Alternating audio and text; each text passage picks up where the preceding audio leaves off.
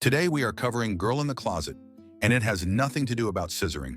This movie is a true life story of a woman and her suffering at the hands of her greedy and exploitative family member. An unknown woman covered in blood and grime sneaks out, but a man catches her. He punches her so hard that she stumbles back into the room. A mysterious woman with hoop earrings appears to lock her back up. At a party, Patricia is suffering from a headache that she has been experiencing for a while.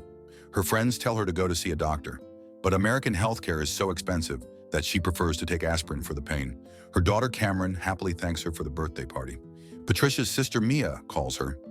Patricia gets annoyed that Mia knows about the party because Mia had killed a person before and she was not invited to the cookout.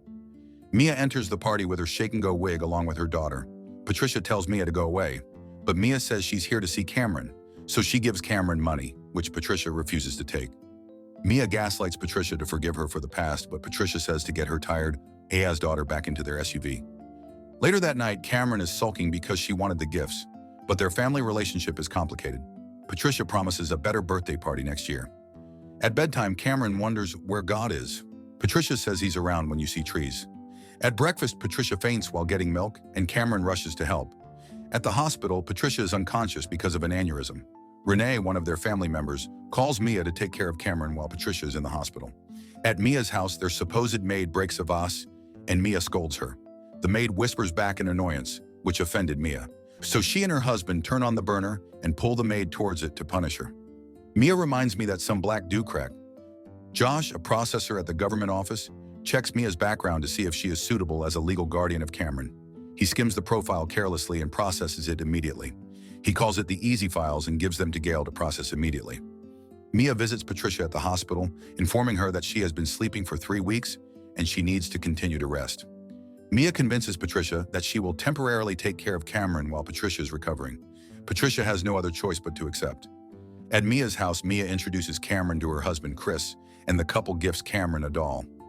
Mia also introduces Nancy, the supposed maid. Cameron notices the burn marks on her arm, and Mia states that Nancy is stupid and got herself burned while cooking watermelon. Suddenly, Chris carries Cameron down the basement to throw her down on the bed. Cameron bangs the door, begging to be released, but Nancy calms her down.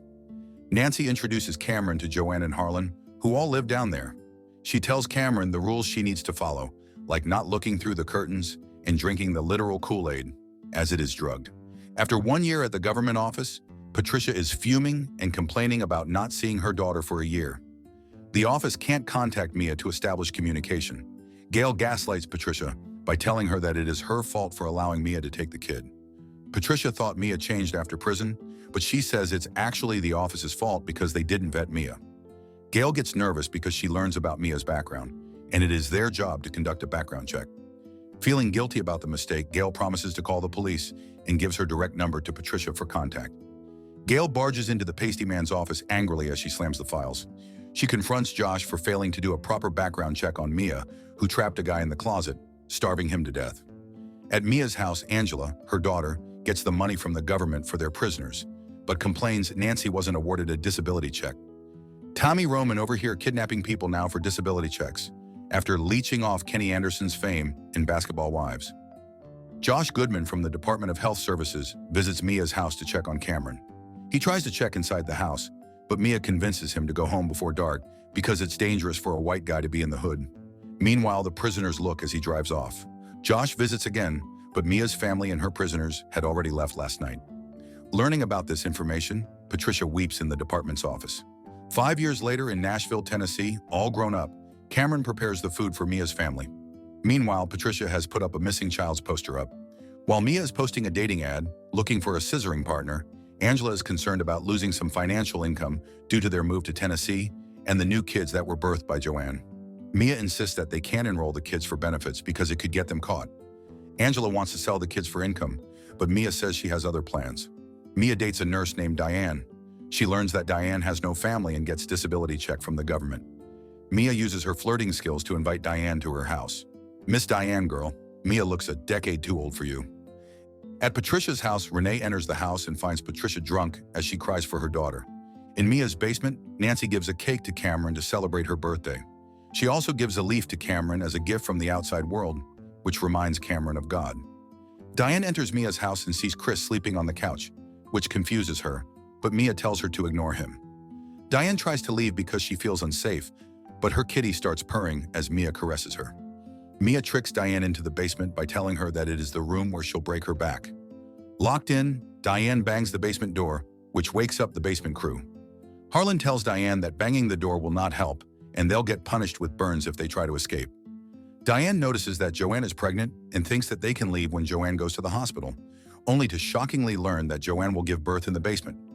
1 month later, Diane is helping Joanne deliver her baby. After the struggle, Joanne's baby is dead, and Mia proposes to bury the dead baby outside.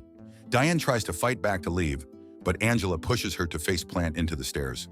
After waking up from getting knocked out, Diane starts to have a hard time breathing.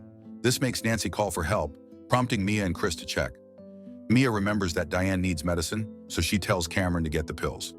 Cameron gives the pills to Diane to help her get better. After this, Diane foams at her mouth and dies. Mia scares Cameron by blaming her, saying a black girl who killed a white woman will get the electric chair. This makes her panic and she asks Mia for help. Mia tells Cameron that she will take care of it in exchange for her loyalty to her. She's an actress. She commands Chris to bury the body, but Chris is worried because Diane is a white woman, and the authorities will surely look for a white woman. Nancy assures that Cameron is innocent and tells her to stop listening to Mia's gaslighting. Angela enters the basement to call Cameron to clean the kitchen. Then Angela insults Cameron's smell and looks. Cameron imagines stabbing Angela in the throat with a fork.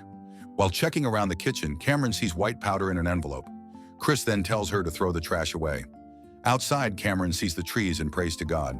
Chris sees Cameron talking to the tree, claiming that she is praying. Mia ignores it, but Chris warns her that Cameron is smart and not scared of Mia. 1 year later, Cameron and Nancy cannot sleep, so she tells Cameron how they got in prison. Joanne, a runaway, thought that Mia would be her mother figure. Harlan was looking for love and got bamboozled by Mia. Nancy was trying to get high, and Mia offered it. Nancy continues to inspire Cameron not to lose hope. Mia is approached by a homeless veteran, Travis, looking for change. She tests the man's knowledge about his service, but she knows the man is straight up lying. She then invites the guy for a job in exchange for a house to stay in, food, and alcohol. Mia introduces the basement crew to Travis. She tells them that Travis will take them to the back of the motel to do business there. Then Nancy tells Cameron to recite Bible verses tomorrow when things go down. Travis leads the 3 women to a motel. Each gets sold to different rooms for different guys. Nancy is rented by a white guy. She sees the badge inside the cabinet when he opens it to get some candy. Once home, Travis gives Mia $790 earned through this business venture. The business operations continue, and Mia continues to profit. The cop even continues to purchase from them. May this Tamu Bruce Willis get caught for his crimes. 1 month later, Joanne delivers another baby. Mia gets the baby and calls it Baby Mia, naming the beautiful baby after her. But Mia is ugly on the inside and never mind. Mia, Chris, Angela, and Travis are playing cards when Angela reiterates her desire to go back to Atlanta because there's too many whiteys here. Mia tells her to leave if she wants to, as she is not her prisoner. The 3 laugh at Angela because they know that she is too dependent on them and too lazy and unemployed. If it ain't the pot calling the kettle black, Mia tells Angela that she will send her back to Atlanta with 2 kids of Joanne's to get the benefits. Joanne hears about the conversation and goes to the basement frantically. She cries as she is about to lose her kids.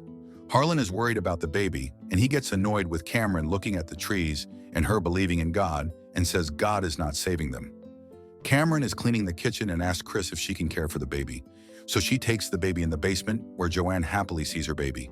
She says the baby resembles her mother and calls the baby Marie. They all reminisce about their own mothers. Cameron tells Nancy that she sees her as a second mother as she takes care of all of them.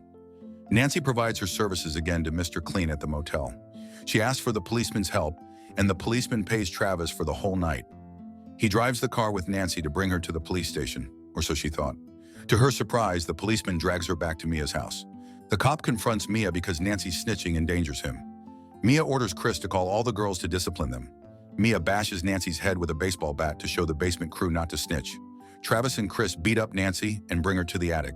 The policeman is convinced by this action. Did you know this cop is the boy in the striped pajamas, all grown up? At the dinner table, Travis asks Cameron for a beer. Cameron drugs the beer with the white powder. Seeing Travis completely asleep, Cameron gets water and food to give to Nancy in the attic. Nancy tells Cameron not to visit her. Travis and Mia discuss Nancy's services as multiple men are looking for her. So Mia decides to let her leave the attic and to sell her again. She asks Cameron to clean Nancy up, only to find Nancy dead in the attic. Travis tries to leave the business venture, as he did not sign up to handle dead people, but Mia tells them to pack their things to leave the house. Everyone rushes to collect all their items and leave. At their new house, Angela shows the basement and explains that the landlord is strict, so they cannot keep them locked in the basement for long. Mia tells her that this is only a temporary shelter. Afterwards, Mia locks Cameron in a closet to break her spirit. Mia scolds Cameron for being weak. It's been 4 days of Cameron being locked in the closet, and she hallucinates Nancy reciting a prayer for her. Chris brings her water and food to keep her alive. When Angela pays the landlord, he informs her that the basement is stinky and the neighbors are complaining, reminding her that pets are not allowed in the basement. While the landlord is walking back to his car, a noise from the basement can be heard. He breaks the padlock on the basement door to see a smelly basement. At first, he calls for a dog, but Joanne and Harlan come out, which surprises the man. He calls 911 for help. At night, the police bust down the doors of the house and start to arrest Travis, Angela, Mia, and Chris. And Lord, it was so satisfying seeing Mia panic. The policeman unlocks the storage house to save the weak and hungry Cameron. In the ambulance, Cameron prays to God, and her mother appears to join her in her prayer. Reunited after a long time, Cameron and Patricia hug and weep. Months later, Mia is at the courthouse defending herself to get an early parole. She claims she was taken advantage of when she was young and had a terrible upbringing. Cameron explains all the bad things she experienced from Mia to refute Mia's pleas. The real people who did this horrible action were given lengthy prison time, and the city's employee who mishandled the background check was sued, but settled. Very sad and crazy story. What did y'all think of this one? Hey, if you like this video, make sure you subscribe now and turn on the notification because YouTube isn't recommending my videos. And if you like to watch more foolishness, click here or here.